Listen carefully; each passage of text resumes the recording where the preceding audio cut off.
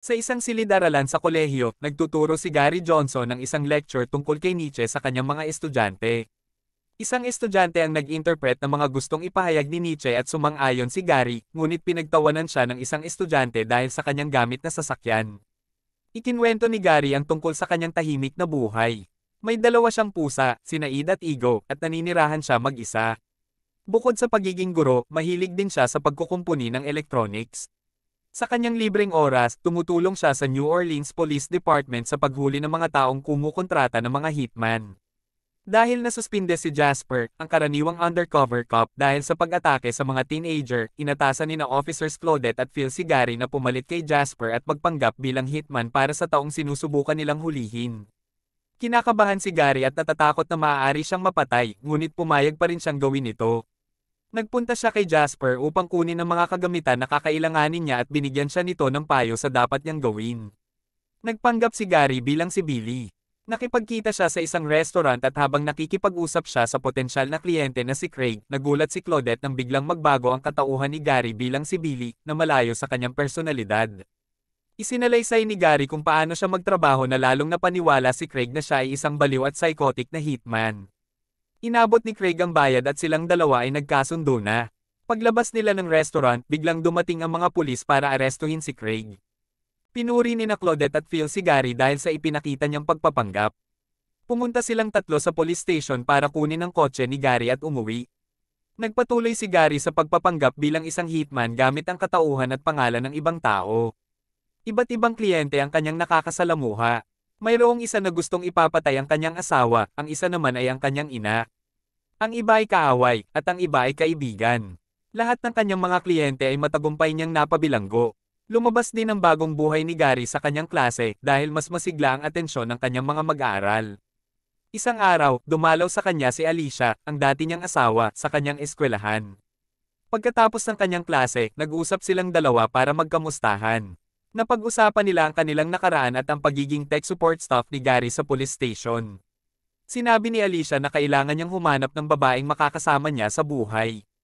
Nang may panibago silang kaso, nagpumilit bumalik si Jasper sa kanyang trabaho ngunit hindi siya pinayagan ng kanilang sergeant dahil siya ay suspendido at sinabing mas maganda ang pagtatrabaho ni Gary bilang isang undercover agent.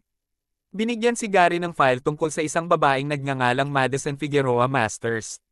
Naghanap si Gary ng impormasyon tungkol sa kanya ngunit limitado lamang ang kanyang nakuha.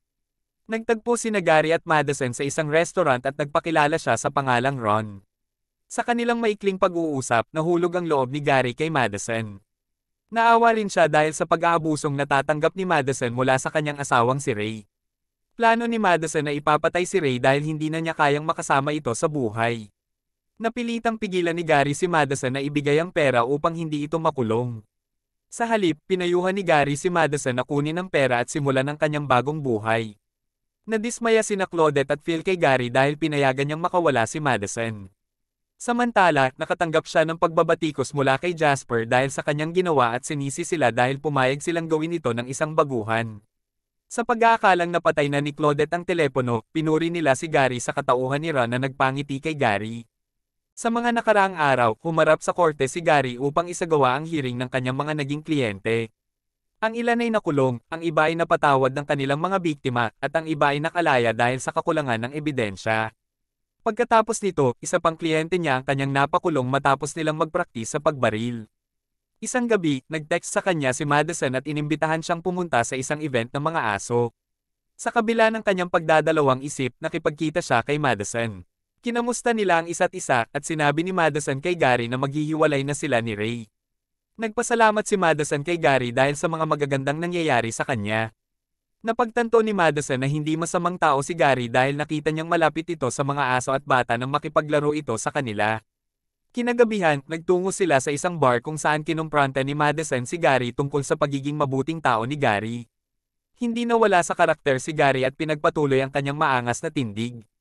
Nakaramdam ng tensyon ng dalawa, kaya kalaunan ay nagtungo sila sa lugar ni Madison upang painitan ang malamig na gabi. Pagkatapos, binahagi nila ang kanilang nararamdaman sa isa't isa. Sinabi ni Gary ang kanyang mga kondisyon upang ipagpatuloy ang kanilang relasyon at pumayag naman si Madison. Halos pagkatapos ng klase ni Gary, palagi siyang pumupunta sa bahay ni Madison upang makipagtalik. Patuloy pa rin si Gary sa kanyang pagiging asset ng pulis at humarap siya sa korte ng maraming beses kung saan binatikos ang kanyang pagkukustong tuwing makikipagkita siya sa kliyente. Habang nasa bahay ni Madison, nalaman niyang may baril ito bilang proteksyon sa sarili. Nagpunta ang dalawa sa isang shooting range upang turuan ni Gary si Madison kung paano gumamit ng baril. Pagkatapos, nagtungo sila sa isang club upang magsaya at ilaan ang natitirang oras. Nang pauwi na sila, nakita sila ni Ray na may kasamang isang lalaki. Galit na galit si Ray nang makita si Madison kasama si Gary kaya't sinundan at binyantaan niya si Madison, ngunit bumunot ng baril si Gary at tinutok ito kay Ray, na nagpangilabot kay Ray at napaatras. Pagkatapos, pumunta ang dalawa sa isang kainan upang kumain, ngunit nag-alala si Gary nang makita si Jasper. Lumapit si Jasper sa kanila upang kumpirmahing si Gary nga iyon. Nagpakilala si Jasper kay Madison at parang natatandaan ni Jasper si Madison ngunit hindi niya maalala ng eksakto. Umalis si Jasper at nagpatuloy sa pagkain ng dalawa. Kinabukasan, muling nagpanggap si Gary bilang hitman at sa pagkakataong ito, kasama si Jasper bilang tagapakinig. Pumunta siya sa isang restaurant at nalaman niyang si Ray pala ang kanyang kliyente na nagpapanggap bilang Mike. Sa halip na harapin si Ray, kinausap niya ito ng patalikod upang hindi siya makilala. Nais ni Ray na ipapatay sina Madison at Gary. Ipinaliwanag ni Ray na hindi niya ito pwedeng gawin dahil siya ang unang paghihinalaan lalo na't maghihiwalay na sila ni Madison. Nang harapin ni Gary si Ray, nagulat si Ray at takot na umalis. Sa paghihinala, sinubukang kausapin ni Jasper si Gary tungkol sa nangyari. Pagkatapos nito, pumunta siya sa bahay ni Madison upang balaan nito na gusto siyang ipapatay ni Ray. Pagkatapos magturo ng klase sa labas ng silid, nagtungo si Gary sa opisina ni Sergeant para sa isang pagpupulong. Doon, nalaman niya na natagpuan ng patay si Ray na pinaghihinalaang namatay dahil sa palpak na pakikipagnegosasyon sa droga. Kasama si Jasper, umalis si Gary upang imbestigahan ang kaso. Nararamdaman ni Gary na naghihinala si Jasper na siya ang bagong boyfriend ni Madison na itinanggi naman ni Gary. Sa kabila ng kanyang pagdududa, naniniwala si Jasper na hindi si Gary ang pumatay kay Ray. Nagtungo si Gary kay Madison upang itanong kung alam na nito ang nangyari kay Ray. Sinabi ni Madison na tinawagan siya ng pulis tungkol dito. Kalaunan, ibinunyag ni Madison kay Gary na siya mismo ang pumatay kay Ray habang natutulog ito, matapos sabihin ni Gary na gusto siyang patayin ni Ray. Sa pagkabigla, inamin ni Gary na hindi siya tunay na hitman at nagpapanggap lamang. Sinabi rin niya ang kanyang tunay na pangalan. Nagalit si Madison at hinayaan na lang umalis si Gary nang tawagan ito ni Claudette para sa isang pagpupulong.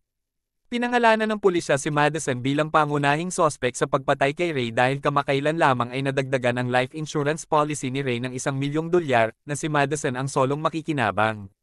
Dahil alam nila na tinulungan ni Gary si Madison na magbagong buhay, plano nilang ipadala si Gary upang makipag-usap kay Madison at magtanong tungkol sa kaso.